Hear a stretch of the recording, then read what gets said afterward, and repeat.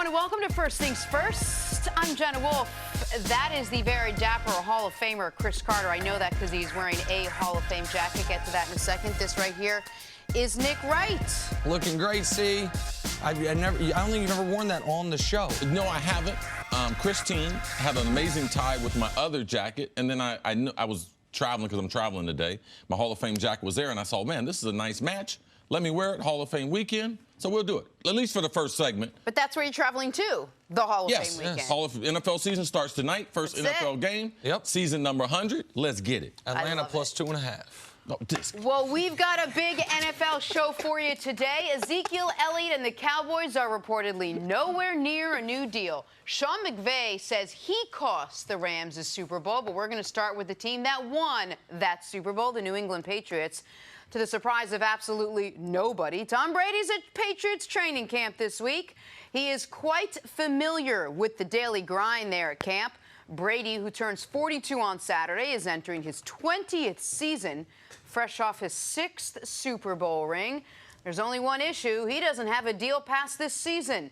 But has he done enough to earn an extension? Yes, that was an actual question posed to him yesterday. I don't know. You guys, that's up for talk show debate. What do you guys think? Should we take a poll? Sure. All right. Talk to Mr. Kraft. Come on. You said it during the soundbite. He looks great. But he looks young and he looks fresh and he looks happy to be there. And that was what he said in the rest of that soundbite. But see, let's start with this contract extension. Is it a big deal that he doesn't have a new contract at this point? I think in the world of sports, when you talk about one of the greatest players that's ever played the game and him not having a contract, I think it's a conversation. But as far as it being a big point, I don't think it's a big issue because I don't think it's a big issue with New England. Tom's not a guy that's consumed by money. Now, he makes a hell of a lot of money on and off the field, and his wife makes a hell of a lot of money, and God bless them for that. But Tom has made it a priority that he was going to allow New England, for the last 7 years-ish, to have the flexibility in the salary cap where he was going to be one of the best quarterbacks, but he wasn't going to be one of the highest paid. And that's one of the reasons why they've been able to be in 3 Super Bowls in a row at this point in his career. Now, how they've spent that money, sometimes Tom wanted his friends. Going back to Wes Welker, he wanted money. Tom wasn't making a great deal of money as far as the top quarterbacks. They didn't sign him. Randy Moss wanted money. They didn't sign him. Now, last year, they gave him an incentive clause and Gronk one to entice them to be able to come back, and it worked because they end up winning the Super Bowl. But I'm not concerned because I don't believe New England's concerned. And when you trade Jimmy Garoppolo, which they did 2 seasons ago, ultimately you are going to have a quarterback issue. And then not only Jimmy Garoppolo, but Jacoby Brissett. They traded him to Indianapolis. Now, you're talking about ultimately, I think in the next 3 years, because I think Jacoby's going to be a starter in the NFL. So they traded away 2 starters who were the potential replacement for Tom Brady. So they said they're not worrying about it because Brian Hoyer is not the future of the New England Patriots. Now, if Brady was to get hurt, what would they do? The season would be over with. They would be stuck with Brian Hoyer. They can't run this offense with him. You can't throw the ball. And right now, they are not a throwing team. They are a dominant running team. If you look at week number 17 last year, what they did in the playoffs, how they won their 6th Super Bowl, it's running. And that's what they're going to do, offensive line. They're going to play to their secondary, play to their defense. They believe their defense will be a top 5 defense. So Tom Brady, being the highest paid or one of the highest paid right now, is not a concern to New England. Now, I wouldn't be surprised before the season if Tom Brady signed a 1-year extension. Like, I wouldn't be surprised at all because to me that seems like Kraft and Belichick, the way they would like to continue doing business with Tom Brady. And just another side note, if you look at all the seasoned quarterbacks we have in this league, and you go to Phillip Rivers, Ben Roethlisberger, Eli Manning, Drew Brees, out of all those players, only Ben Roethlisberger is not in the last year of his contract. Right. So our oldest players, if you look around the league, Phillip Rivers, he did an interview 2 days ago and said, I'm not worried about it. It's the last year. When you get to this stage, it is really year to year. Drew Brees, in last year's contract in New Orleans, he's getting the same type of questions. But you get to this stage, it's year to year in the NFL now. And you know that the Chargers expect Phillip Rivers to be there after this year, but he doesn't have a contract after this year. The Saints would certainly welcome Drew Brees back after this year. I think it's more on the board that Drew, especially if they win a Super Bowl, would potentially retire. And they have the best backup because they got Teddy Bridgewater. Right, who, by the way, also is not under contract after this year. The Saints got no quarterbacks under contract after this year. Eli's in a bit of a different spot because we don't know if this will end up being the last year of his deal. Ben forced the issue. Ben wanted a contract extension, and I think if Brady forced the issue, he would get one. This is only not an issue because Brady is not making it an issue. This is only not an issue because Brady is doing one of the things that is first paragraph of the all-time greatest resume, which is always putting the team first, even if it's even just the slightest bit to his detriment. How long does Brady want to play till, Jenna? 45. Till he's 45. That means this year and 3 more. You know what Tom Brady would love to have? A 3-year contract extension. To have it on paper and locked in that if I want to be the New England Patriots quarterback until my age 45 season, I'm under contract. But he's not going to remove some of their ability to maybe, which I think they could do, go out and trade for Trent Williams, for example, in the next week and a half. They're not going to, and he's not going to make it a distraction or an issue, even though he has every right to. Tom Brady should never be in his walk year of his contract. He shouldn't have to answer those questions, but he doesn't need the money, to Chris's point. He has the built-in security of, man, Belichick maybe was planning on replacing me a few years back, but guess what? Belichick does have one boss, and that one boss, Mr. Kraft, is not in the business of replacing me. So I do find it interesting, but as long as Brady is laughing about it and joking about it, even if there was a little subtle, why don't you guys ask Mr. Kraft about it? I think he would prefer to have one. He's not going to allow it derail their attempt to repeat a Super Bowl champion. This has the feel, at least from the Patriots' perspective, that they're all in on what they have right now. They're just going to keep rolling this back. They're going to put Tom Brady back out there and maybe piecemeal a little bit of the rest of the roster and see how far this group can take them. They're not thinking about their future. Getting Josh Rosen or something was not an option for them. They're going in with Brian Hoyer. You said they got rid of Brissett. They got rid of Garoppolo. They're just going to keep putting Brady out there because until he proves them otherwise, they're going to see how far they can take this. Typically, New England doesn't take a lot of risk. But in Tom Brady and dealing with him, they're taking a lot of risk. And I believe they're going to go year to year. And if Tom Brady slips, I believe that if he wants to retire, or Belichick wants to have another option, because I believe that Belichick really holds all the strings. I think that what they're trying to do, too, is continue to send the message to the team. Tom Brady is playing for his job. Everyone on this roster is playing for their job.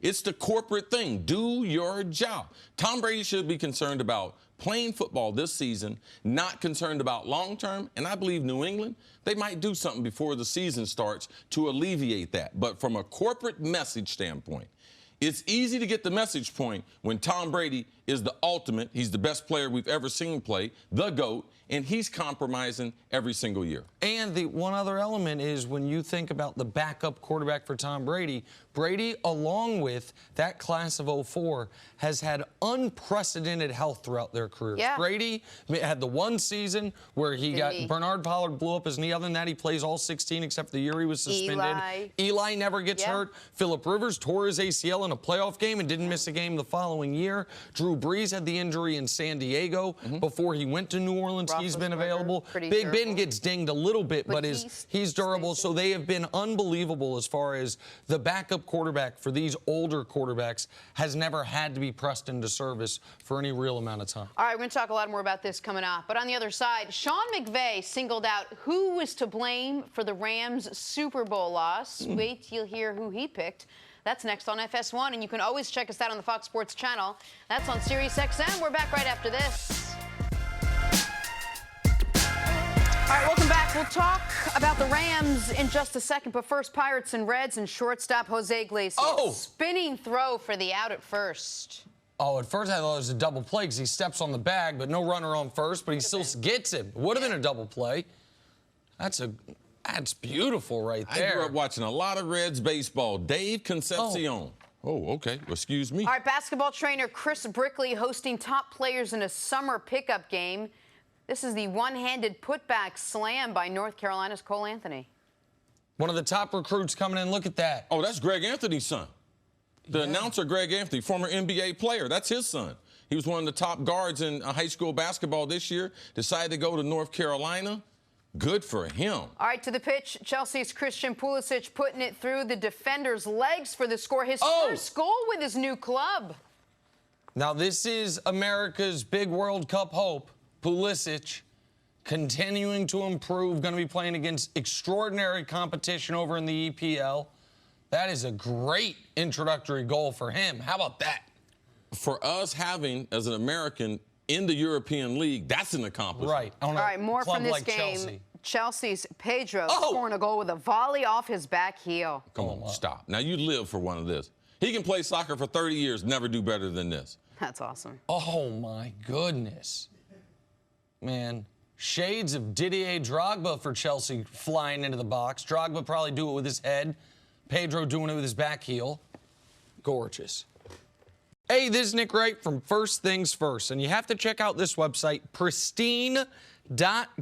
Pristine Auction has daily auctions with $1 starting bids. Authenticity is important to Pristine Auction. Pristine Auction guarantees authenticity, and it comes with authentication from the most trusted sources. Pristine Auctions are affordable. Most people don't think they can afford this stuff, but it's much more affordable than you think. A Dick Butkus signed Bears jersey sold for just $56, and a Mike Tyson autographed boxing glove sold for under $100. It's quick and free to register. Bidding is free, and you only pay if you win. Use registration code FTF when joining pristine.com, and new users will receive a $5 auction credit. Again, you'll get a $5 auction credit when using registration code FTF to sign up for pristine.com. That's pristine.com. The LA Rams will be the first to tell you they took the Super Bowl loss hard last year. Nick patting himself on the back for mentioning something about soccer. What some would call a putrid performance against New England. Todd Gurley struggled. Jared Goff threw a crucial interception. And Sean McVay has been telling anyone who'll listen that he's to blame for the loss, saying that the reality is, quote, I didn't give us a chance really to have offensive production. Nick, will the Rams bounce back after losing the Super Bowl and losing it the way they did? Well, if they do, I think Sean McVay's self-awareness here will be a huge part of it. I thought this entire interview was really interesting, where Sean McVay is asked, when did you realize you had not prepared properly? And he said, about halfway through the game. During the game, while I was coaching, while the Patriots were attacking us with things they had not put on film all year long. And I mean, the old proverb is failure is the greatest teacher, but that is not always how it works. For a lot of people, especially young people who've been incredibly successful early, when they fail for the first time, sometimes the reaction is, well, got unlucky, my running back was hurt, ran into an all-time great. If, Goff they had the one touchdown that was just missed, and then on the next play, it's intercepted if they make that throw. Instead, he says, no. Even if they had won that game, he would have realized he was out-coached. He was out-prepared, outmaneuvered. That's the key. He wasn't prepared for what the Patriots had. And it wasn't for a lack of trying. It wasn't like the Rams were taking the week off. It was because the Patriots, with their 8 Super Bowl trips prior to this one, they had the experience to know what to do, how to prepare, and how to catch the Rams off guard. Now, how can they take those lessons into this year? I think that will be helpful. I don't know how much it will matter if Todd Gurley's knee is not healthy, if Jared Goff is not able to show he can be an elite-level quarterback with or without Cooper Kupp, because once Cooper Kupp went away, Jared Goff's production went in the tank, and then when Todd Gurley stopped being an elite performer, then really their offense as a whole went in the tank. So I have some trepidation about the Rams as a whole. But for Sean McVay, a guy who's 24-8 in his 2 years coaching, 2 years in the playoffs, second year he makes it all the way to the Super Bowl, to have that level of self-awareness, say, man, I just got beat by a better man on the other side of the field, I think is great for the Rams moving forward. From a strategy standpoint in the Super Bowl, and not just because they're 8 Super Bowl appearances, it's because the wealth of information that Belichick has. Belichick goes through not only his days as a head coach, but he goes back to the 80s when he was defensive coordinator on the Giants. And he'll go through NFL history and pick out a team that was like the Rams and see what has he done against them that's been successful. Sean McVay didn't look at it that way. He didn't look at in the last 30 years, what kind of team has he faced that was like our team?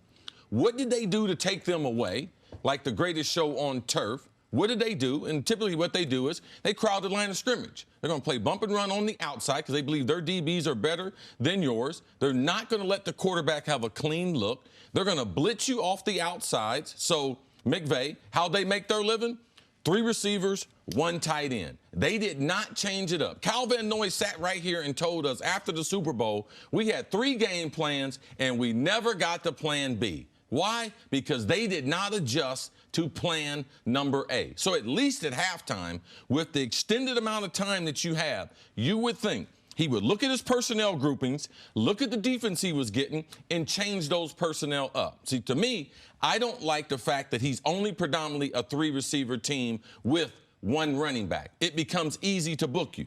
In our great days in Minnesota, we were 3 receivers, but I would say 2 of our 3 were better than any of the receivers that they have. So, of course. So we didn't stay in that personnel all the time, and we were a lot better than them. Randy Moss and myself being Hall of Famers. So when you face a guy like Belichick, you have to have a changeup. You have to go heavy personnel. I'm not going to go 3 wide receivers. I'm going to go 3 tight ends. I'm going to go more with the fullback. I thought the personnel they should have used was 2 tight ends, split the formation so you can have a wide receiver and tight end on both sides. They can't blitz you. So you don't have a weak side to your formation, so you can pick up, you can change the protections, and that's not something that Sean McVay did, and he should admit it because it was fairly obvious that he did not make the type of adjustments, and he does not know how to coach the Rams with an injured Todd Gurley. Even using Todd Gurley as a decoy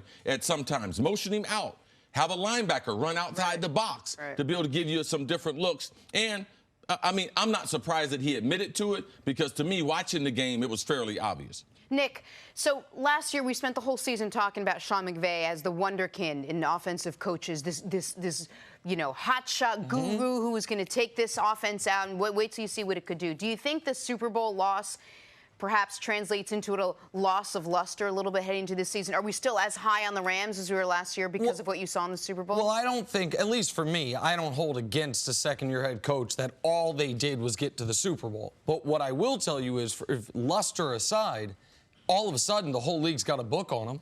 All of a sudden, the whole league, now maybe they don't have the corners of the Patriots, they don't have the coaches of the Patriots, but they will look at exactly what the Patriots did in that Super Bowl and say, how can we use our personnel to do something similar? How can we force the Rams to adjust to what we are doing? Because Chris's point that the Rams ran the same formation, the same personnel more than any team in the league, and it was an element of, we're going to do what we do and no one can stop us. And that was correct until they got stopped. And then what we learned was, it wasn't just that they weren't adjusting during the year because they didn't have to. They might have not been adjusting because they couldn't. And so when you mentioned that the Patriots had A, B, and C, according to Kyle Van Noy, the Patriots didn't have to go to plan B, but I have a lot of faith they could have. That if the Rams would have been ready, if the Rams would have on the first possession driven down the field and scored a touchdown, the Patriots would have changed it up. The Rams had drive after drive to show them that, okay, we need to change, and they didn't show the ability to do that. No, that's what Sean McVay, as a second-year coach, getting his team, managing that roster with all the different personalities, tremendous accomplishment in his second year. He's still one of the brightest minds that we have in the NFL. But it's like one of those spelling bees. You see those kids go out there, they're amazing. And then all of a sudden, they have a word come up, and it might look easy to you, and they get embarrassed. And this is what the best that we have in football over the last 100 years is Bill Belichick. And he schooled the kid in Super Bowl 53. That was last year, 53, Super Bowl 53 last year. He schooled him. He took him to school. And with the elongated halftime, I would expect Sean McVay to come up with something. There was 2 weeks to prepare for the game, and then you basically have 30 minutes at halftime to put in another game plan, and they didn't do that. You know what word gets me? Calendar. I never know if it's C-A-L-A or calendar. That's the word. C-A-L-E-N. Well, now I D-A-R. know. There you go, So, Jenna. there you go. That's also why you weren't in a spelling bee. Coming up, you don't know that. Okay, I wasn't. Will Baker do to love that. Odell be the best Sat next to you quarterback for 2 wide years. receiver connection in the NFL? That's next on First Things First. We've got a great heavyweight battle for you coming up on Saturday as Brooklyn's unbeaten Adam Kovnowski takes on Chris Arreola Saturday, 8 Eastern, 5 Pacific on Fox and the Fox Sports app. It is now time for Say What? Yesterday was the 6th day of training camp for Baker Mayfield and the Browns. Baker looking to build on his impressive rookie season. He's also sporting a new look that he was asked about. Say what? You seem to be having fun on camera a couple of times with the mustache. Is there a story behind it? Maybe you'll find out, maybe you won't. I don't know. That's the elegance of having a mustache. You just don't know what's going to happen. No kind of vet or quarterback bonding or anything like that? It's like the QBRV. You guys just don't know. Appearing in any films in the future, right? You would like that, wouldn't you? Baker. The standalone mustache is a bold look in 2019. I mean, maybe like in the Dan Pastorini era, there were a lot of quarterbacks rocking the mustache, but Aaron Rodgers pulled it off. Remember, he spent about a season trying to pull that off? But that was for him, wasn't it? It started with the No Shave November. And he kept it. And he Past kept the it month. going. Yeah. Baker's just, I think he's just trying to get through training camp. it's just a little That's distraction. it. Just trying to get through training camp. I got a month. I got to be here. Some of my answers are just so I can make it through. Is that what inspired your mustache back in the day, see? Dunk contest era Chris Carter, mustachioed Chris Carter? No, I mean, I think at some point you like to know you can grow a mustache. You know what I'm saying? And then, okay. it was time to get rid of it. Once you prove it How- to yourself and to the public, what's How up? big of a bet would you have to lose to just go stash only, Nick? I'll go what stash you have. only tomorrow. No problem, Jenna. For real? What? We'll see. Tune What? in then. Time now for stories to start your morning, I don't Baker. know what that was. Football starts tonight. Broncos, Falcons facing off in the Hall of Fame game. Joe Flacco won't play, but we'll get our first look at Denver's second-round quarterback selection, Drew Lock. See, what are you looking for? Make sure guys don't get hurt. Yeah. Denver, and they got to change this, get this franchise turned around.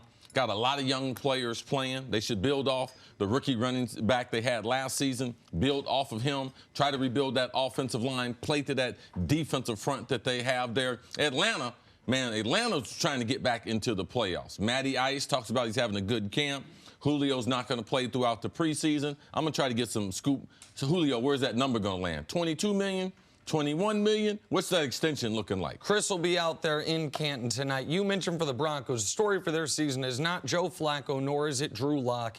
It's about those two rookie running backs, Phillip Lindsay and Royce Freeman. Can they build on what they did last year? And Von Miller's in his walk year. Von Miller, what can he do for that defense? They're going to have to be a defensive-oriented team. By the way, we're going to find out none of that tonight because it's the first of 5 preseason games. NFL.com released its list of the top 100 players in the league, and two-time reigning Defensive Player of the Year Aaron Donald was ranked number 1. So you think the players got this right? Aaron Donald, man, he generates the type of respect that only a few players that I've seen in the last 40 years. He's earned it. I mean, he is unbelievable against the run, against the pass, great working in the locker room, a great teammate, a workout warrior. Jenna, he's like he never got drafted. He's like my former teammate Johnny Randall, who wasn't drafted at all, but that intensity that they bring, I'm glad that the NFL are rewarding Aaron Donald because he's a special player. And it should be noted, this is a list voted on by players, so it shows the respect that he's earned. Over the last decade, we've had 2 guys top this list that are non-glamour positions. J.J. Watt, who did it as a 3-4 defensive end, a place that's very hard to get huge sack numbers, and Aaron Donald playing mostly defensive tackle. But those are 2... I don't think it's stretch at all to say all-time great defensive players. Donald, I got no problem with this part of the list. Aaron Donald's fine. I can guarantee if the media is doing this list, those guys never are. But good football players know a great football player when they see one. All right, sticking with the list, Drew Brees was ranked 2nd overall. The next quarterback, Patrick Mahomes, at 4. Mahomes beat out Brees for the MVP last season, keep in mind. Nick, you want to weigh in on this? Yeah, I mean, they just got this flatly wrong. There's nothing wrong, nothing against Drew Brees, but if it's based on last season, obviously Mahomes was better last season. You can't even add, well, Brees was better in the playoffs. He wasn't. They went to the same round of the playoffs. Mahomes was better. I love Drew Brees. He was excellent last year. Obviously, Patrick Mahomes should have been the first offensive player ranked in this list. It's not obvious. Well, I mean, it was. We talked about it. The segment before, we're like, oh, Aaron Donald, the players know what they're talking about. Yeah. Now, all of a sudden, the rest of the list, the players don't know what they're talking about. I thought they did a pretty good list. They just got this one wrong. If you look at week number 1 through 13, Drew Brees, you can make a case, and the players did, that he was the better quarterback. And also, if the players looked at the personnel, who's got better personnel? Man, Mahomes has way better personnel than Drew Brees. Well, then Drew Brees did more with less. That's why they have him ahead of Patty Mahomes. But what do I know? Yesterday, you and I both said we thought Mahomes would be the top quarterback. But he wasn't. I'm justifying their answer, Nick. Yeah, they got the wrong answer. They got the wrong answer. Yeah, It's okay. I'm the guy that played. You're the guy that said the guys who are playing don't know what they're talking about. But they got the wrong answer. That's okay. They're allowed to get it wrong. Well, including Brees What kind and of jacket Mahomes. you got on today? A plaid? Pretty What is nice that? one. It's not What a is that? Hall of Who's that Fame made jacket. by? What? It's a Hall of Fame ranking jacket, though, by the way. I'm an expert ranker. Made by of players. Buster Brown. All right, including Brees and Mahomes, there are 15 total quarterbacks in the top 100, none of whom are Dak Prescott. Did they get this right? That is a huge fall from just 2 years ago when he was ranked the 14th best player in the entire NFL in the same players poll. We're still waiting to see what the Cowboys decide to do with Dak's contract. But, Nick, what does this tell you about Dak? That the players voting on this think what I believe the general public mostly thinks about Dak, which is he is a league average NFL starter. That his best traits are the intangible leadership and the availability, and that as a passer he's limited. And that, I mean, if Carson Wentz is the 15th on this list, it's very hard to find a quarterback that was on this top 100 of those 15 quarterbacks that you can make a compelling case Dak should be ahead of, that Dak should replace. I know some people are down on Kirk Cousins, so some people would say Kirk because he's not great in big games, but Kirk's overall numbers are so far and away greater than Dak Prescott's, and his body of work is far greater, even if Kirk hasn't done in the playoffs the way Dak has. Maybe you can wiggle yourself into an argument. He shouldn't be out of the top 15. He should be 15th. But that's as high as it gets. There's no one else on this list, and it speaks to the depth of talent at the position. As we've been talking about all offseason, the old guys aren't retiring. The young guys are really good quick, and the veterans like Rodgers and Wilson and Luck are right in the apex prime of their career, so you all of a sudden have a glut of really good quarterbacks. It's great for the fans. It's not great for Dak's where he falls in the ranking. I don't think we're that far removed from an era of football where Dak would have been in the argument to be a top 10 quarterback. But that's not the era we're in right now. So in this regard, I think it's pretty obvious that these 15 guys, player for player, are better than Dak, and you'd feel more comfortable with them being your quarterback going into this season. So why is it then the Cowboys are going to pay Dak Prescott as if he's one of the top 4 quarterbacks, 3 quarterbacks, whoever it is in the league? I mean, what do they see that we're not seeing or that the NFL players who voted on this aren't seeing? Yeah, I remember late in my career, Jerry Rice, at that time, he was the highest paid, and he got a new deal that broke the record for wide receivers. And Michael Irvin got a deal right after that. And then I went to my general manager and was like, I want that same kind of deal. And he's like, you're not Jerry Rice. You know, we don't consider, we consider Jerry Rice to be the premier, not only wide receiver, but one of the premier football players. Or what about Mike Irvin? Well, yeah, we look at you and Mike, man, you guys are about the same. I said, well, we'll call up Mike. I had Mike's number. He called him on the phone. Went, hey, it's the playmaker. I'm not available right now. I said, what did it say? He said, he's not available right now. I said, okay.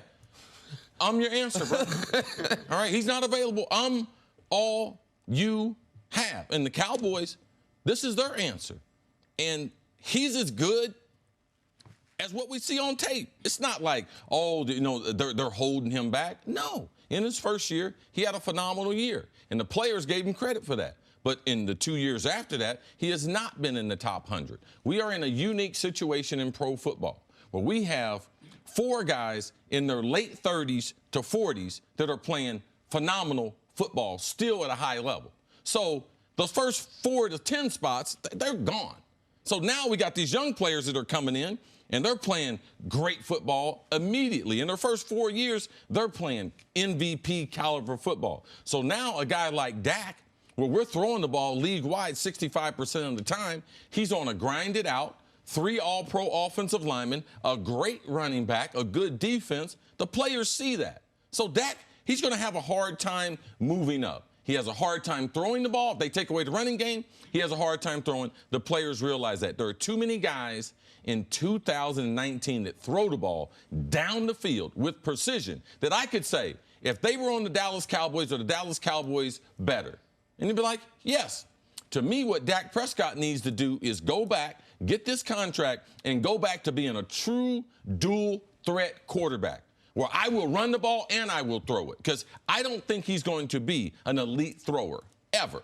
But his athleticism, the combination, that's how Dallas can win, and that's how they can up their red zone percentage in scoring, because they're awful. But that would make him different. That'd make him better than Lamar. It'd make him better than the other athletic quarterbacks, and it would put – there's no one that's a dual threat right now with balance. So that could be that. Well, and you mentioned the red zone, because that is what, to me, really, really damaged their offense last year, being 26th in the NFL in red zone percentage, scoring touchdowns on just 51% of their trips there. Warren Sharp pointed this out yesterday. I thought it was a really good point. Dak's success rate when running in the red zone was one of the very best in football. He just didn't do it very often. The Cowboys didn't utilize that element of his game as often as they should have. Zeke, as great as he is, his success rate was below average running in the red zone, not because Zeke's not great, but because everyone knew that's what they were going to do. They were loading up. They had those heavy fronts to where he had no holes to run through. So that is a way to get the most out of Dak Prescott. But the Cowboys have a tendency to wait on these deals, meaning into the offseason. And if they are going to re-sign Dak, I think they're going to regret letting Carson Wentz re-sign first, just like they might regret with Amari Cooper, letting Michael Thomas re-sign first, because all of a sudden the new standard is set in a different way, which ups the price just a few million here and a few million there, and that adds up. All right, let's move on and talk about some Cleveland Brown action, where the hype and the expectations are sky high after Baker Mayfield's terrific rookie year, even higher after Odell Beckham Jr. was added to the mix this offseason. But hype will only take you so far. Now they've got to actually go play a few games to see how it all comes together off paper. So how's that chemistry working between Baker and Odell? We'll let the quarterback tell you. It's coming along great, you know, as expected. Once you verbalize what we need to accomplish, then you get out there and I'm able to kind of put it anywhere with him. So it's coming along great. And I think there's an appreciation from my end that, you know, he's able to come communicate and talk through things. And it's just having that open relationship. Obviously, there's a chain of command. What Freddie says goes, but just being able to talk through things and see it from their perspective or mine is really good. CC, for the most part, these two just started working together. Odell wasn't there. I don't think Jarvis was there either, but Odell wasn't there during OTAs and minicamp. So what is that learning curve like? What is the timing when you talk about chemistry with a wide receiver? All right, and just like you and I talked this morning, because he wasn't there, people didn't make a big deal about it, but it slows down the communication. I mean, because Odell's getting a new playbook, even though he's familiar with the wide receiver coach, familiar with Jarvis. They're doing different things in Cleveland. Baker, his ball you have to adjust to. I worked out with Eli Manning. I worked out with Eli Manning and Peyton Manning down at their passing camp. My son was in the passing camp. I had just retired. I was still in great shape, and they were going through an NFL workout. They had a bunch of quarterbacks down there throwing. They needed some wide receivers. So I know Eli. I know the kind of ball he throws. And Eli, surprisingly, has a stronger arm than people give him credit for. He has a stronger arm than Peyton. But he does not have the arm that Baker Mayfield. Baker Mayfield is an exceptional thrower of the football. Long, short. Before the game I did last year with him, I went on the field, caught passes with him because I wanted to see, I wanted to feel it. He throws a tight spiral. That's why I thought he could be successful, even though he's not the pro type height in Cleveland with that bad weather. He has a big enough hand. He's got a great grip on the ball, but man, he can flat out just throw it. And when you're not there for the mini camps, now all the practice become really important. Some of those things we could have worked out in April and May, we have to force to work them out now in July because we weren't there. And this will build. They will get to the game and get some game experience, and the relationship will build. Once they get to the playoffs and the intensity, primetime games, then it will build. This is not a finished product. This is going to take years and years and years to be able to get the type of chemistry that we've seen with some of the people like A.B., Ben Roethlisberger, Julio and Matty Ice. It takes time. Michael Thomas and Drew Brees. It takes time, but they're off to a great start. When you have talent, which they do, throwing talent and wide receiver talent, one thing that Baker said that I thought was phenomenal, and they have unbelievable talent at Oklahoma when he was there. Offensive line ranked the best offensive line, and he's got a bunch of skilled guys that will be sprinkled around the NFL. OBJ does things I'd never seen before. And when you have that in a wide receiver, as a quarterback, you start making compromises like, oh, okay, I don't have to be perfect. So your confidence goes up because you see the talent, not only his catching ability, his route running, and his ability to escape from the top of the route and expand and get away from people. That's one of the things that makes OBJ special. Well, that also should definitely not shortcut, but ease this transition, because Baker is the most talented at the moment thrower of the football Odell's ever played with, high school, college, pro. And Odell is obviously the most talented receiver Baker's ever played with, high school, college, pro. And so in that regard, there is an element of, okay, our communication's not flawless, right, and our timing and our chemistry is not yet where we want it to be. Okay. But we are both having the luxury of playing with the best guy we've ever played with. But there is an element, when you talked about Eli's got a stronger arm than people give him credit for, but not the arm Baker has.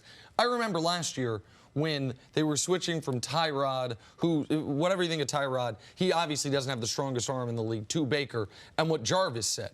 And Jarvis talked about in practice, the ball catching up to him, getting up on him quicker than he thought, having to adjust it. For Odell, what are the things he can do to adjust to the velocity of the ball, the way the ball looks, reading the football coming out of Baker's hands? All you can do is just get the reps. Until you see it, until you see the ball traveling, until you actually live it out, you're not going to appreciate the type of speed. But it's a matter of getting the reps, and after practice, getting on the same page. It's having a handful of routes after practice. We're going to throw those. One thing, too, that neither one of them has dealt with, OBJ has never had a quarterback as outspoken as Baker. So when he decides to go on and have one of his Baker's going to say something to him. How they react to that becomes very important. And Baker has never had a wide receiver who acts the way that Odell acts. So there's going to be some learning there, because there's a difference of when we have a meeting and I say, oh, that route sucked, compared to we get in the game, you're in Pittsburgh, and you run a bad route, and he's like, that route sucks. Because the intensity to it, we have to allow this to play out.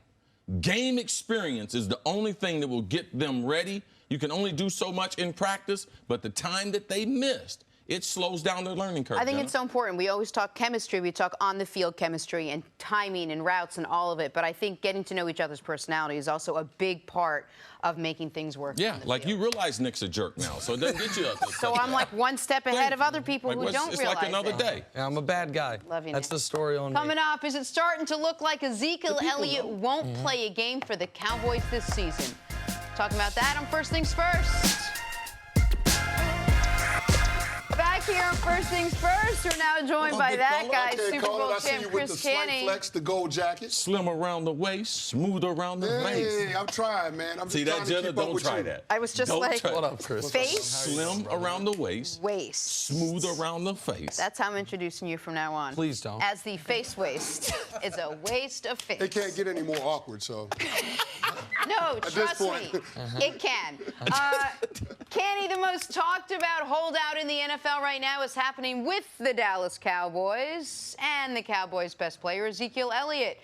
Cowboys seem to be taking a hard stance with Zeke. According to Jane Slater of NFL Network, who was on Undisputed and The Herd yesterday, the two sides are not close. When she asked her source if it was the guarantee or the length of the deal, her source said, quote, "It's everything." All right, Cris Canny, are you surprised? What's your reaction to how far apart the two sides are right now? I'm a little bit surprised because I feel like there's more urgency within that Cowboys organization to try to win a championship. And you're not going to win a championship without Ezekiel Elliott. Now, I heard Stephen Jones' comments yesterday. He said, we're damn sure not going to set the market for every player at their position. You're not going to pay Dak Prescott as the highest paid quarterback in the NFL. You're not going to do that with Amari Cooper, especially after that Michael Thomas deal. And you're not trying to do that with Ezekiel Elliott. But the reality is the Cowboys are on the verge of being penny wise and dollar foolish. Because if you can't win without Ezekiel Elliott, then you need to try to mend fences and work that out. You've got to try to arrange something where you can negotiate a contract that you can live with over the course of the next 3 or 4 seasons, because that's what your window is to compete for a championship. Like, I know that they've got a lot of mouths to feed. You got to pay Dak. You got to pay Amari. The bill on Byron Jones is going to come due. Jalen Smith as well. So you've got to take care of all of those guys. And the reality is you might not be able to spread the wealth in terms of taking care of all of them. But right now, you have to get the best player on the team in the training camp. And what they don't want to do with Dak and Amari, I would imagine, is something very similar to what they did with DeMarcus Lawrence, which is pay a really good player as if he is the best player at his spot in the league.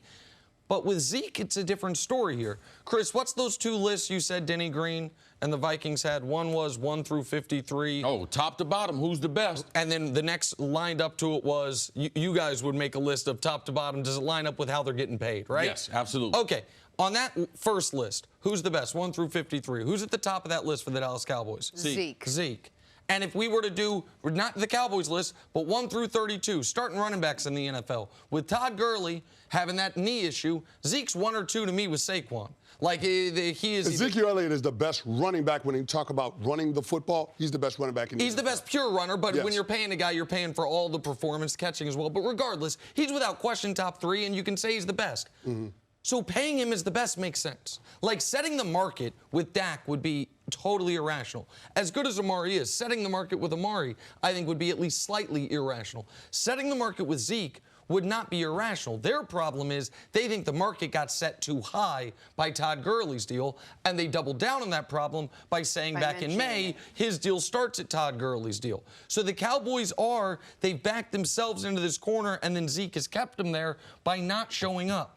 I truly believe the Cowboys plan to make Ezekiel Elliott the highest paid running back in NFL history a year from now. Not right now. They knew they needed to pay right now. They knew about Byron Jones, even though he doesn't seem to be a priority. Dak has clearly been a priority, and Amari has to be because of what you traded to get him and because of what he did for Dak Prescott. But Zeke's the one who's forcing their hand, and the fact that they're really far away, according to Jane Slater, that's bad news for all parties, because it's not good for Zeke for this holdout $40,000 a day to continue to toll for him to potentially have to make the decision of missing games. And it's obviously not good for the Cowboys. They're out here signing Alfred Morris because they have no other legitimate alternative on the roster. To Zeke's defense, since he came into the league 2016, no one's touched the ball more. Yep. No one's had more yards from scrimmage. So he's taking a pounding, and they're not going to change that offense. He's getting ready to touch the ball 450 times this year. Season after that, another 4. He got 1,000 touches in him before he even gets any new money. Now, I grew up in a single-parent home. My mom raised 7 kids. Now, my mom was amazing. And when she would cook dinner, my mom would always not eat. All the other kids would be able to eat and everything, and a lot of times my mom wouldn't have anything. Zeke said, listen, I ain't like Chris's mama. I need to eat. The reason why I'm eating all the time, I'm going to eat first, all right? I ain't concerned about Dak. I know we came into the league together. I know we traded for Amari. That ain't my problem. I know you signed this great offensive lineman. That ain't my problem.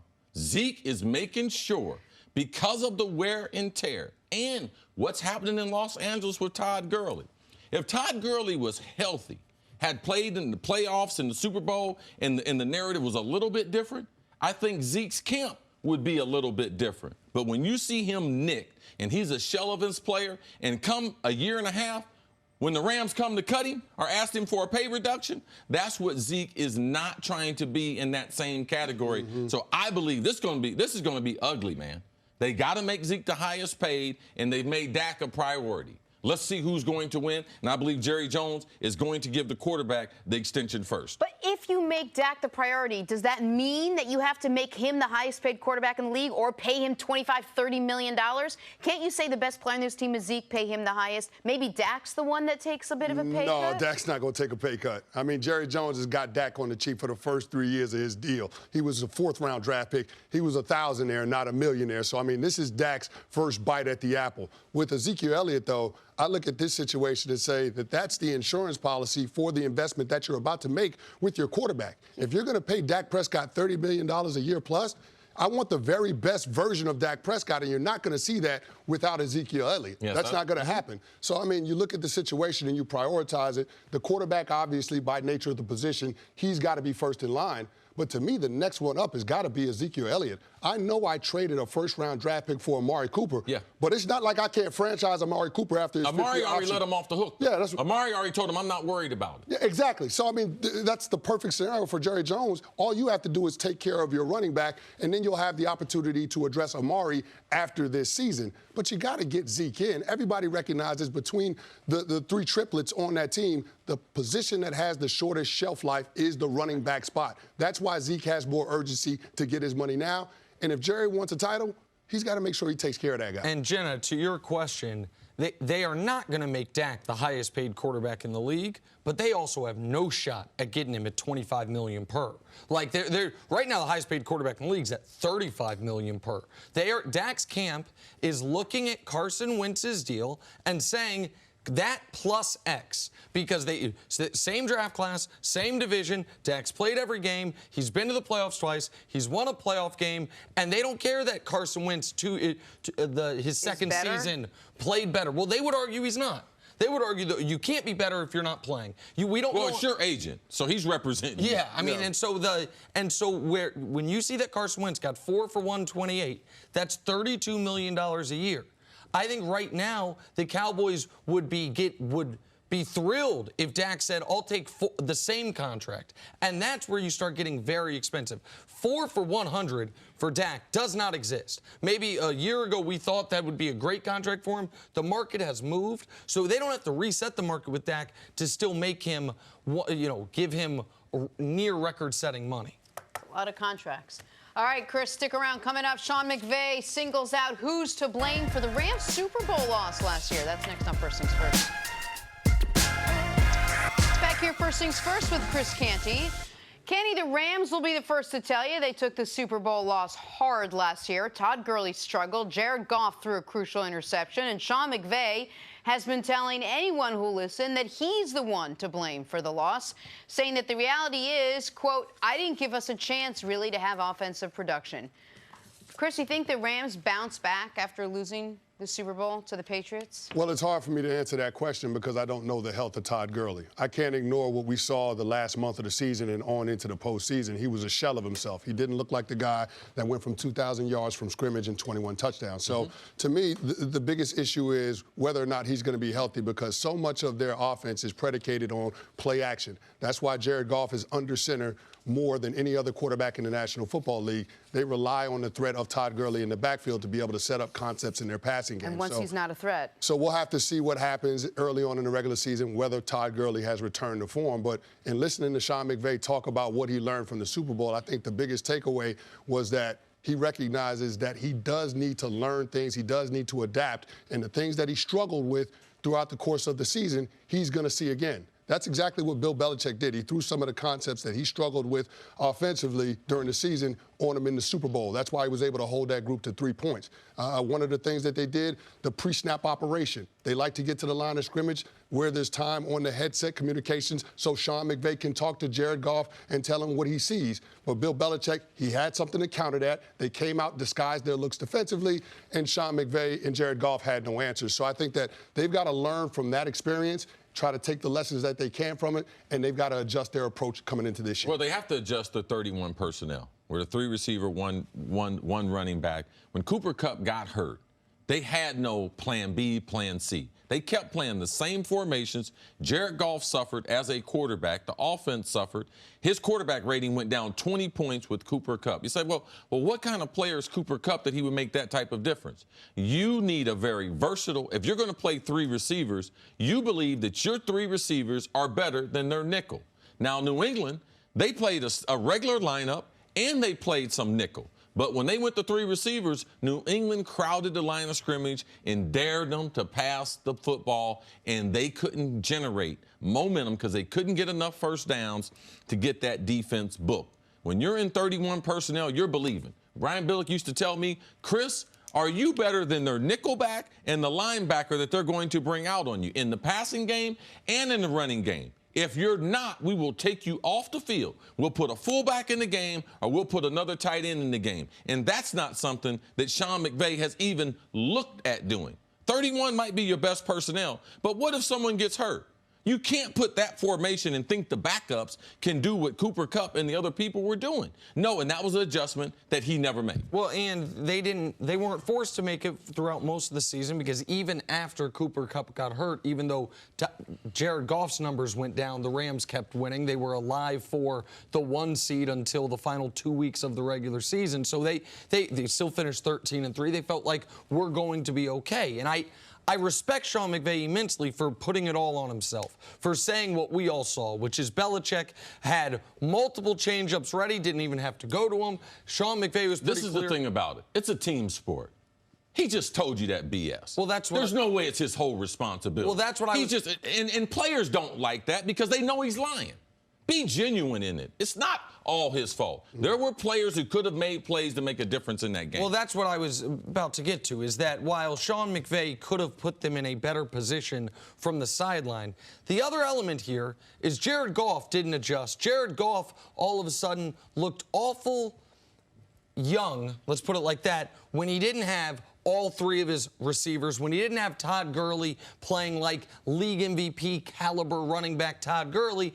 And I believe part of what we saw from Jared Goff in the second half of the season and in the Super Bowl is one of the reasons the Rams are saying for Jared Goff, no, we're going to wait on his contract extension. We want to see another year from him, because is Jared Goff a great quarterback, or is he a quarterback who can be great in the perfect system with the perfect pieces around him? With McVay talking him through things as long as you can. With McVay kind of being a second set of eyes once he gets the line of scrimmage. With the opposing defense worrying much more about the running game than the passing game. I don't agree with you on that. I believe that Sean McVay, just like Kyle Shanahan, is going to utilize the play clock and the mic and the helmet, no matter who their quarterback is. Even in Atlanta, when he had a veteran, that's what Kyle Shanahan. And when they teach that, that's what the coaches are teaching. That's one of the advantages to playing offensive football. So for me, I would say it's not Jared Goff. That's the way Sean McVay is going to utilize the play clock, because that is a huge advantage that the offensive players have when the quarterback is mic'd up, the ability to be able to continue to give him information until that cuts off. So for me, I like Jared Goff as a passer. He has shown me that he is definitely a high-level NFL quarterback. Their problem as far as a contract is they've already gave out 2 jumbo deals. They gave Todd Gurley his deal, so they can't be in a rush. They're not like the Cowboys. They've already given out a huge portion of their salary cap. They have to be very strategic in who they're going to sign next. No, you're absolutely right. And I think Jared Goff is going to be in line for a contract extension. I mean, you're talking about a quarterback that's under 26 that's gotten his team to a Super Bowl. So Jared Goff is going to get paid by the Rams. We just don't know when that's going to take place. As far as his performance on the field, I agree with you, CC, that Sean McVay is going to continue to take advantage of the coach-to-quarterback communication system in their approach and how they do their pre-snap operation. But what happens when the defense adjusts, like New England in the Super Bowl, when they jump into a different look after that communication cuts off? See, that's the part of it that I think Sean McVay needs to do a better job with, training Jared Goff throughout the course of the preseason and the regular season, so he has answers when, in fact, he gets that look from a defense if that situation were to take place again. I think a lot of the onus has to be on the coaching staff to make sure that they help him evolve in terms of the cerebral aspect of the game. That's something that Sean McVay has to continue to work with Jared Goff on, because after all, the reason that he got the job was because they wanted to get the most out of their #1 overall draft. Well, let's get back to the first thing you said. How much of this offense is handcuffed if Todd Gurley is not Todd Gurley? If who we see as Todd Gurley is the same guy that ended the season last year, how good could Jared Goff be? How good could this offense be? Their ceiling drops 3 floors. I mean, this is a guy who's Offensive Player of the Year, who leads the NFL in touchdowns, who can do it catching the ball, running the ball, and make a huge impact on plays when he never touches the ball because of the threat of play action, because of having those linebackers sync up because they're worried about him. He was the guy that when he got that contract with 2 years left, nobody questioned it. Everyone knew how good he was. So he's the best player on their offense. Aaron Donald might be the best player on their team. He's the best player on their offense. I have higher expectations. I don't believe they dropped that far. If you saw last year when C.J. Anderson ran the ball, the offense was better. It was not the Todd Gurley, but they didn't have another receiver. They didn't have another formation to go to. So you guys are blaming it all on the quarterback and everything. They ran the ball with C.J. Anderson in there. I believe they'll run the ball with Malcolm Brown being in there as the backup because they have a top 10 offensive line. So, yes, they can move the ball without Todd Gurley, but you have to be creative. Sean McVay's got to earn his money. He's got to be able to put him in some good looks, and the look that he threw the interception in the Super Bowl was not a good look. They fooled him in coverage. Stephon Gilmore faked like he was going to be in bump and run, bailed out, and intercepting that ball inside the 5-yard line, which basically ended the game. So it is a continuing build, not only with the quarterback, but with the coach and the rest of this offense. Yeah, the offense has to have more variety in terms of schemes and personnel groupings. I mean, if you have a couple of seasons where you're lining up in 11 personnel, 3 wide receivers, 1 running back, 1 tight end, I mean, teams are going to put that under a microscope. They're going to find a way to neutralize that. It's up to Sean McVay to put more in it. They need to have more versatility in their approach and their overall attack. All right, we got to take a break. Candy, we'll see you in a little bit. Coming up, is Kyler Murray about to set the league on fire? That is next on First Things First. On Saturday, we got a star-studded MLB doubleheader for you. First, Aaron Judge leads the Yankees against Mookie Betts and the Red Sox. Then Mike Trout and the Angels take on Francisco Lindor and the Indians. It all gets started 12:30 p.m. Eastern, 9:30 a.m. Pacific on FS1 and the Fox Sports app. Sox and Yanks stood pat at the trade deadline. A little surprising yesterday from them. All right, we'll get to Kyler Murray in just a second, but first, Pirates and Reds and shortstop Jose Iglesias with a nice spin throw for the out first. That would have turned, too, if there was a man on first. Yep. He didn't even need to touch the bag, did it anyway. It's a hell of a play by Iglesias. Come on, I was laying out, man. You did so well the first time we did this. You were bragging. You were doing cheers. I was and waiting on the This soccer. is where he was bragging. Yeah, I was waiting on the Chelsea's soccer. Christian Pulisic pulling it through the defender's legs for the score. His first goal with his new club. Man, he's the U.S. men's best hope for the next World Cup. If he can continue to improve playing on a club the caliber of Chelsea, not only should the men's team make the damn tournament, I mean, honestly, but have some success in said tournament. He's just laying out entirely. All right, a little bit more from this You game like here. this one? Giving you a Chelsea's chance. Pedro scoring a goal. How? The volley off the back heel, Good like cross. it's nothing. Come on, stop. This is unbelievable. Come on, Pedro.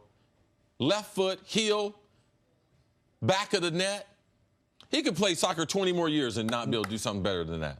All right, let's talk about the #1 overall pick in Kyler Murray. With plenty of questions facing the Heisman winner's ability to have success in the league, future Hall of Famer Larry Fitzgerald says we shouldn't worry, stating that he's never seen a rookie quarterback come in like Kyler. So, see, after hearing that from your guy, Larry, what are your expectations for Murray as a rookie? Well, I'm still going to be careful on what the expectations are. What Larry is talking about is that something that younger players struggle with in the NFL more than anything. In the NBA, Major League Baseball, when you go from the minors to the majors, there's a jump in the intensity and the athleticism, all those things, the competition, there is a jump. But the thing that throws people off more so than anything else happens to be just a simple thing called communication. And typically when you come from college, and there's a reason why Alabama players in the NFL, even though they're playing an NFL defense at Alabama, when they get to the NFL, they struggle. Why? Because the language, it's not they're doing something different, but the language changes. And Kyler Murray, I believe, unless someone's going to correct me, is the only guy to ever inherit the same offense in the pros as he had in college. So typically, when I'm a wide receiver coming from Ohio State, I got drafted by Philadelphia. First time we went into the meeting room, it was like I was beginning stages of speaking Mandarin, and I had never left Ohio. All right? So that's typical, the change that you have to make, because you might be doing some of the same things you did in college, but they're called something else. And the speed for which the game is coming at you and the intensity, and coaches are yelling at you, and the players are competitive, and you're trying to make a mark, and you're trying to, that anxiety right there gets most young players, it takes them a long time to be able to learn and to be able to slow the game down. But if you tell me I can run the same system I ran in college, of course I'm gonna get off to a good start. But you have to realize, though, that college system does not work in the pros. And when they are able to tackle the quarterback, because in practice right now, everything's looking great. You can't tackle the quarterback. Kyler's starting to realize, wow, almost every time the ball's in the middle of the field. There is no short corner. All these throws are longer. So, yes, he's ahead. I'll listen to Larry, but only so far, Larry, because he did not have to learn a new language. So that helped him out from the beginning. He understood everything that was being presented to him because he's seen it for the last couple years in college football. And that's why he should be ahead. That's why if he weren't ahead of where the typical rookie is who's learning a new language, learning a new system, you'd be really concerned. But what you're talking about, you know what it reminded me of was when we had Isaiah Thomas out here talking about what made him special or what makes guys special is their ability to think and process and do things late in games when they're fatigued, when they're exhausted, after they've been doing it for 40-some minutes throughout the first 3 quarters of the game. And that is the element of where you have the intellectual familiarity with what you're doing that will put Kyler in the beginning at such an advantage, is that after he takes a big sack or after they're in no huddle, where your mind is racing, where you are trying to catch your breath, you are not also, while trying to do all that, as I'm sure you were your first year in Philly, being like, wait, what does that mean? Here's what you're doing it. Whenever you do learn an actual new language, they say you'll know you've actually mastered it when you stop translating in your head, when you start actually just understanding it without saying, wait, in English it means this. For a lot of young guys, they are translating. Okay, at Ohio State, X, it meant this, and so here it means that. Kyler has an edge there. We talked with Coach Mangini yesterday that Josh Rosen, the quarterback who was there last year, he's for the first time in his life having to point out the mic. Now, that's not a language issue, but that's an added responsibility issue that these young players have to deal with. What I'm curious from you, C, is what do you think Kyler will excel at the most immediately, while even despite the possible pitfalls of a college offense translating to the NFL and the NFL teams having a book on it from what they did in college, what Kingsbury's system was, what are the things immediately he'll do the best? Well, Kyler's an excellent thrower of the football. Even though he's undersized, he's got a big-time arm. He's made a lot of different throws, throwing to the outside, throwing to the middle, throwing deep, throwing short, throwing bubble screen, so he can do those things. What I don't know is this college offense that's in pro football, there's a reason why Chip Kelly is coaching in college again. There's a reason why Steve Spurrier came to Washington Redskins, got his nose bashed in, and then went back to college. Those systems don't work here. So to me, it's not a matter of what is Kyler going to do well at? The college systems haven't worked in the pros because they can't protect the quarterback. The ball's in the middle of the field. The college quarterbacks can't adjust to the long throws, the hot reads and everything. So I know he can throw the ball. I'm not worried about that. I'm worried about how they're going to protect him. And the wild card to me is how much are they going to use David Johnson? All right, if they use him an awful lot, it's going to help Kyler out an awful lot. But until I find that out, is he going to get 25, 20 carries a game to lighten the burden on that rookie quarterback? We'll find that out early in the season. I didn't watch a ton of Cardinals games last year. The games I did watch just because in large part I wanted to see Josh Rosen play. As you watched him, he just got sacked and sacked and sacked. They had the worst offensive line last year. This year, this O-line comes in ranked 30th in the league. Is that a concern for you with Kyler Murray? Yes, he can escape the pocket more than Josh Rosen can, but isn't that also a bit of a red flag right now? Oh, it's an enormous concern, and in comparison to his competition, it'll be the worst offensive line he's ever played behind. Oklahoma won the award for best offensive line in college football last season. Last 2 years. Last 2 years, two seasons in a row. And so he, for the first time in his football playing life, will be playing behind an offensive line where you are constantly at a disadvantage. That would be tough if he were a 7-year vet. Like, that would be tough. Anyone would have issues playing behind the offensive line Rosen played behind last year. They didn't put a huge priority on offensive line in this year's draft. They went out and got, again, more skill players. They drafted him #1. They took Andy Isabella in the 2nd round. They took another wide receiver in the 4th round. They got him a bunch of weapons, but that doesn't necessarily help him in the pocket, help him his ability to stay upright. And see, even with good personnel, your concern is this system's ability, even with good offensive linemen, to keep the quarterback upright. This is a flawed system. I don't believe this system will be successful. I believe that Cliff Kingsbury will be coaching back in college. They don't protect the quarterback enough. They don't have enough variations on, if my #1 wide receiver is taken away, how do I get to 2, 3, and 4? The check downs and what I've seen, young quarterbacks, I tell Nick this all the time, what's going to happen when he gets hit right here? Because you question yourself as a young player. Because I wish I was back at Ohio State. I said, man, I shouldn't have came out of school. I should have got that extra year. Maybe I should be playing baseball. They better protect him. They better do that from the beginning, because these last two systems that we've seen come from college, Kelly and Spurrier, did not work, regardless of what talent that they had at quarterback. All right, let's take a break there. Coming up, is it starting to look like Ezekiel Elliott's holdout might drag into the regular season? Next on First Things First. Welcome back. Time now for us to go viral, sponsored by Best Western Hotels and Resorts. Check out Bears defensive end Khalil Mack showing off the impressive strength, knocking down his coach. Imagine blocking against him for an entire game. Look at the season he had, missing all off-season workouts, all the training camp. I expect Khalil Mack to have an amazing season this year. Right, and his numbers are unbelievable despite it during the year missing a few games with injury. He was, when you see 2 first-round picks for a non-quarterback, when you see that price paid, you see, man, he better come in. What do you have? Strip sack in 4 straight games to start the year. He was unbelievable. If Trubisky can take a little bit of a leap ahead, being the number 2 pick of the draft, they could be really, really good in a really tough division. All right, time now for some stories to start your morning. NFL.com released its list of the top 100 players in the league, and the 2-time reigning Defensive Player of the Year, Aaron Donald, was ranked number 1. See, did the players get this right? Man, he's a bad man. He's a bad man. It's hard to make a defensive lineman almost impossible. To get that type of respect, to me, has been the players, they know what they're talking about. They watch the games, and they watch that coach's tape, which there are no lies. To say the eye in the sky, that's what the players say. Eye in the sky does not lie. Yeah. Aaron Donald is the best football player that we have in the league. I thought it was the pie. Listen, Breadsticks. For Aaron Donald to be the top of this list, J.J. Watt a couple times was at the top of this list, guys who historically only all-time greats get big numbers and recognition from 3-4 end or interior line.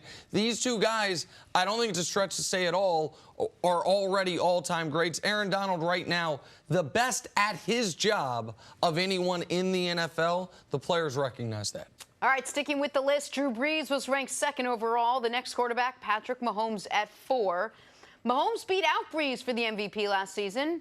Nick, care to weigh in on this? Yeah, I mean, listen, you're not going to parse this terribly. Obviously, Mahomes should have been the highest-ranking quarterback, but he's 2nd highest-ranking quarterback. Gave Brees the old man respect, which I suppose he deserved. We thought through 12 weeks If it was old man respect, why ain't they giving the MVP? Well, that's what I was about to say, is we thought through 12 weeks last year. It's amazing when I say something, you're like, that's what I was getting ready. Yeah, well, you interrupt me a lot, and we've been doing the show a lot together, so you think where I'm going before I get there.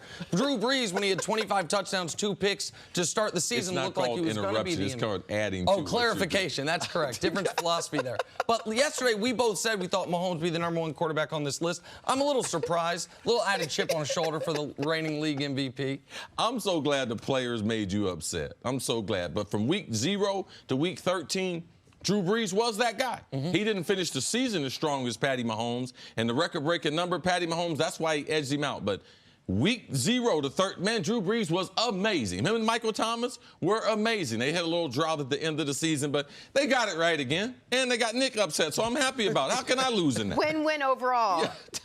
Moving on to Ezekiel Elliott now in his continued holdout. According to Jane Slater of NFL Network, who was on Undisputed and The Herd yesterday, the 2 sides are not close. When she asked her source if it was more the guarantee or the length of the deal, her source said it's, quote, everything. Nick, what was your reaction to this? As a wise man once said, that ain't great. Not close on anything? I would have imagined that, especially since we heard around the time of the Major League Baseball All-Star break that Zeke was considering a holdout. We heard a couple weeks before training camp that Zeke was considering a holdout, and if he did hold out, he would potentially be going to Mexico. All those things have come to pass, that the Cowboys would have had ready to go at least an offer that Zeke would have to strongly consider.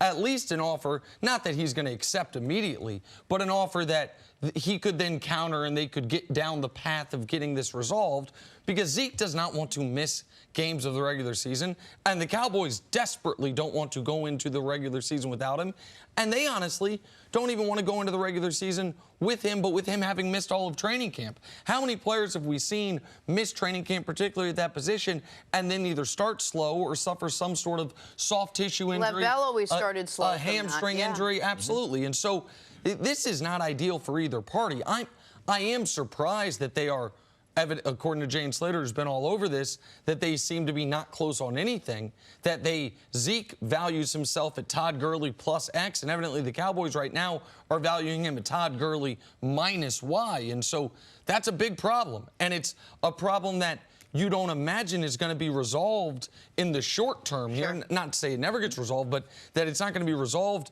by this time next week. And then all of a sudden you're approaching their second preseason game and so on and so forth. So it's bad news for the Cowboys because he's their best player. It's amazing how the Cowboys have supported Zeke regardless. Even from the beginning when they drafted him, there was an investigation in Ohio State. They've always supported him. Been a couple incidents off the field. They have supported him. And I was like, man, he's the best player on the team. They're going to pay him. I've seen Jerry support great players who had issues there in Dallas. That's the way Jerry, he is a player's owner. People talk about a player's coach. He is a player's owner because he will bat for you. He will vouch for you. He will even say things not necessarily true about you to be able to try to sway people. He is that type of strong salesman. But in doing this, Jenna, I believe what you told me. They holding everything that Zeke has done off the field, they're holding it against him.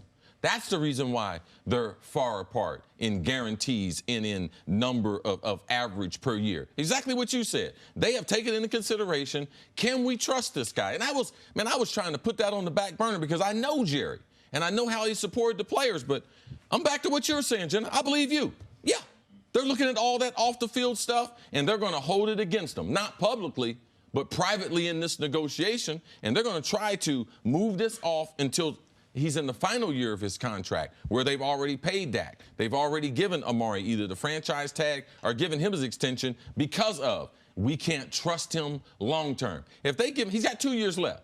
If they give him a minimum of a 3-year, he's under contract for 5 years. What are the chances of something happening? I believe the Dallas Cowboys are looking at that, and that's one of the big holdups in this deal. How do you think this plays out, Nick? Well, I mean, if their plan is what you guys are discussing as possible, which is we'll pay you in a year, then I think he misses games. And is he getting fined right now? $40,000 a day. Every day that he misses training camp, it's $40,000, and then with games? Well, you don't get your game check. Okay. I mean, that's what you miss games. The way NFL players get paid is you take your salary, divide it by 17, you get that every week of the season. And so everybody makes the same thing in training camp. Vested players and the rookies. There's a pay scale. Vested players make a certain amount. It's not a lot of money. Yeah, it's nominal. It's not $40,000 a day. Right now, he's way in the negative. I think it's less than $2,000 a week you make. Okay. Right. So training camp, just almost throw that aside. Sure. You get paid in the regular season. It's one of the reasons why, unfortunately, some of these guys sometimes take out loans in the offseason, waiting for the contract to come in, because you get all your money in those 4 months of the year. But Stephen Jones has now, in the last 2 days, said the same thing that I find really interesting, which is reminding everyone, guys, this money, whatever money we save on Zeke, is not going, he initially said in Jerry's pocket. Yesterday he added, he said Jerry's pocket or my pocket. When he was talking about Dak, Amari, and Zeke and not wanting to set contract standards, the high watermarks, he said, guys, any money we save goes to other players on the roster. His point being, and it's correct, we spend up to the cap every year. We're not a cheap team. We're not one of these teams that comes in at the salary floor 89%. So they're also one of the highest earning teams. So don't cry poor. There's no cry 100%. But his point is, and I think he's not just talking to the media there. I think he's talking to the players, where he's reminding them, hey guys, you can hold us over for all this money if you want. But that's your right tackle, Lyle Collins, the money we had for him. That's your corner, Byron Jones, the money we had for him. Now, I know your philosophy is that's their problem, and I agree with you in that. That is every player's in business for themselves. But Steven's trying to change the narrative a bit as far as it's not Zeke versus the Cowboys. It's Zeke versus the Cowboys and some other guys we'd like to pay, which could add some added pressure on him if he allows it. There's 8 to 10 teams in the league can win. And on all these teams, they're talented players. The pie is still the same size for every team.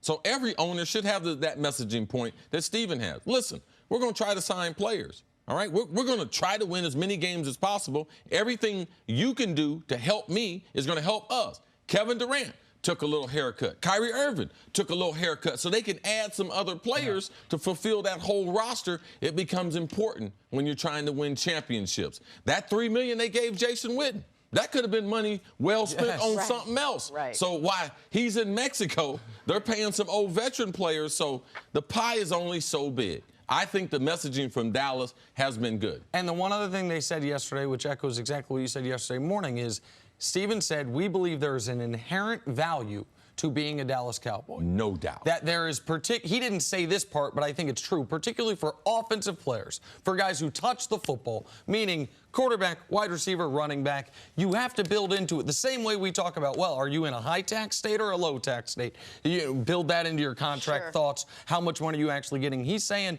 you stay a Cowboy, your value as far as earnings during and post-career is greatly enhanced than even being in Texas with the Houston Texans, certainly being in Florida with the Jacksonville Jaguars. Look at all the great Cowboys. Troy Aikman, where does he live? Oh, Dallas. Michael Irvin, where does he live? Dallas. Deion played a bunch of places. Where does he live? Dallas. Because they make money in Dallas. The mistake Stephen Jones made was saying way back when that we're going to start these negotiations with Zeke at Gurley money. Now 100%. He's just trying to That was a young general manager mistake. Yes, it was. From a not-so-young gentleman. Coming up, could Baker to Odell be the best QB wide receiver connection in the NFL? That is next on First Things First. Did you just age shame Stephen Jones? Stephen Jones, Can we wiki if Jenna's older than Stephen Jones? Hey! Back here on First Things First with Cris. We're talking about the Cleveland Browns, where the hype and expectations are sky high after Baker Mayfield's terrific rookie season. Even higher after Odell Beckham Jr. was added to the mix. But hype will only take you so far. Now they have to actually go play a game to see how it all comes together off paper. So how's that chemistry working between Baker and Odell? We'll let the quarterback tell you. It's coming along great, as expected. Once you verbalize what we need to accomplish, then you get out there and I'm able to kind of put it anywhere with him. So it's coming along great. And I think there's an appreciation from my end that, he's able to come communicate and talk through things. And it's just having that open relationship. Obviously, there's a chain of command. What Freddie says goes, but just being able to talk through things and see it from their perspective or mine is really good. Kenny, clearly there's no way to rush chemistry when you want to get two people on the same page. But what is the key to getting a quarterback and a wide receiver when you watch them in camp? What's going to be the key for these two specifically to get together? Well, I think CC could probably answer that better than me, but I believe it's repetition. Just having the opportunities in practice, going through the different drills, just trying to develop that rapport, understanding where the little nuances of each other's games. I think that's the important thing for Baker and Odell Beckham Jr. in terms of trying to get on the same page. But the one thing that and you didn't see that in that soundbite, but it was a part of that interview that Baker Mayfield did. He was talking about over-communicating. He was saying that's what the great teams do. They over-communicate. And so seeing him take that approach. What does that mean, over-communicate? Well, just always verbalizing things, just always talking through things, like whether with each other. With each other, right after the play, in the sideline, between drills, all of those different things. Talking to each other and just understanding how the other person sees the game. That goes a long ways in terms of those guys being able to realize their full potential and maximize their productivity. So it's great to hear Baker talking about, speaking to his teammates, trying to get an understanding with them, deferring to the head coach, obviously, but also understanding that communication is important because you got to remember it's a completely new coaching staff in Cleveland. They elevated Freddie Kitchens from the OC to the head coach. But, there's a whole staff under him that's new to that team. So just everybody being on the same page, you got to talk through things. You can't assume that everybody has the same understanding of the concepts that you do. And where they're going to have an added benefit starting just from this moment and for the going throughout this year is for both these guys, it's the best guy they've ever been on the other end from. This is the best quarterback Odell's ever played with. And that's not saying that Baker is now better than Eli ever was, but he's better than Eli was when Odell got to play with him. Agreed. And Odell's obviously the best wide receiver. Baker had some really good ones at Oklahoma. And Jarvis is a hell of a player, but he's not Odell. Baker's never had a guy who he can miss on a throw as far as he potentially could miss on one to Odell and him still go up and get it. And so that immediately will add some comfort, if not familiarity. I think the point Cris made beforehand, which is aside from the X's and O's, and aside from how one quarterback's ball reads coming off their hand, the difference of velocities, is these guys are the most talented player anyone they've ever played with, but they also are very different personality-wise during the game on the sideline and communicating than what Odell's used to his quarterback doing and what Baker's used to his wide receiver doing. Now, Jarvis can be demonstrative, but he is not Odell on the sideline. And Eli is, all shucks Eli, as you would put it. He's very, you know what I mean? He stays right between the 40s as far as his demeanor. He stays very even-keeled. Baker can be much more intense, much more fired up, and much more in your face. And seeing, for good and for bad, how they deal with that interaction, how they deal with each other, I think is going to be very interesting to watch. But in these situations, always, you start with the talent and you build from there. And the talent here is undeniable. And the optimism they both have, the excitement about playing with each other, Odell's excitement about a fresh start, and Baker's excitement about having another major weapon, that gets them off, to me, on a great place. How important was the chemistry with your quarterback off field as well? Because we're talking about them on the field, but if they don't mesh and they can't communicate, when they're not in a game, it's just clearly not going to work. Was that important to you? Did you spend time with the quarterback off the field? This is the thing, because in pro sports, you can't run up and down that field all day.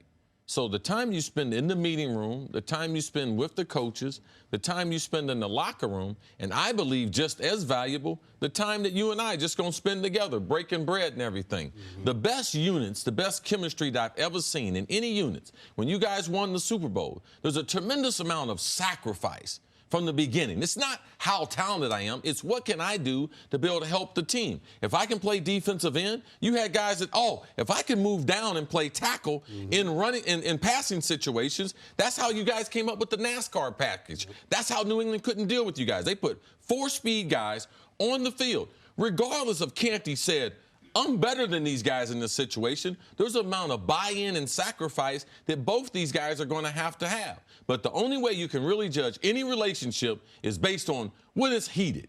You and your spouse, you and your significant other, you and the people you have relationships with, what happens when all chaos breaks out? Because I'm going to tell you, Baker's going to be cussing some wide receivers out. And wide receivers aren't used to getting yelled at. We are divas, and we like our information. It's different if he say, oh, man, you know something? He's a MF. Compared to, hey, MF, I need you to run this route. The verbiage is totally different, and when they get into games, how do they react? OBJ has got to get beyond the sideline antics he had in New York. Not because he's in Cleveland, but because at this point in your career, enough of that. And so many optics are going to be on him. He's got new teammates. He's got a new quarterback that could be affected. He's got a coach that could be affected. So let's see when they have their first big blow-up. Let's see if they, we got a prenup. We can get out of this thing. Or, you know something, we're going to go on down this road together for a long, long time, regardless knowing that I'm going to have some bumps along the way. And go ahead. Well, I just think that there's a lot of pressure on OBJ to try to make this situation work. But because before in New York, he could always look at the quarterback position and blame his production or lack thereof or the fact that they weren't winning on Eli Manning. He can't do that with Baker Mayfield. We saw what Baker Mayfield did in his rookie season. He was able to lead that team to 7 wins, a team that 2 seasons prior that had a combined total of 1 win. So Baker Mayfield is that agent for change in Cleveland. And I think because Baker has taken the position that he has, because he's so vocal now, and he actually pointed out the fact that now that he's not the backup, he's the starting quarterback, he can be more vocal in training camp. I think that you're going to see Baker Mayfield set the agenda for the team. And based on the talent level that Baker's bringing to the table and all the other players on that Cleveland Browns team, I think that Odell Beckham Jr. has to fall in line. And a quick X's and O's point, because you've actually caught passes from Peyton and Eli, and then also from Baker. Yes, I've worked out with Peyton and Eli. Right. One of the things you mentioned that I think shocked a lot of people is Eli actually, of the 2 brothers, has the stronger arm. Yes. He's not the better quarterback, but he has the stronger arm. But Baker has an even stronger arm than Eli. As a wide receiver, when you have a quarterback with the type of arm Baker Mayfield does, what extra edge does that give you? And what extra, almost, I don't want to say preparation, but what's the adjustment he has to make? When you have a thrower like Baker, it gives me less anxiety on my route because I don't have to be wide open. I can just be a little bit open. And Baker, they talked about Baker in the pre-draft stuff, that he had a photographic memory. A quarterback with a photographic memory, he's going to read the cornerbacks outside. So he's going to lead me a little inside. He's going to know when they're in cover 4, when they're in cover 8. So I think they're going to see the game at the same level.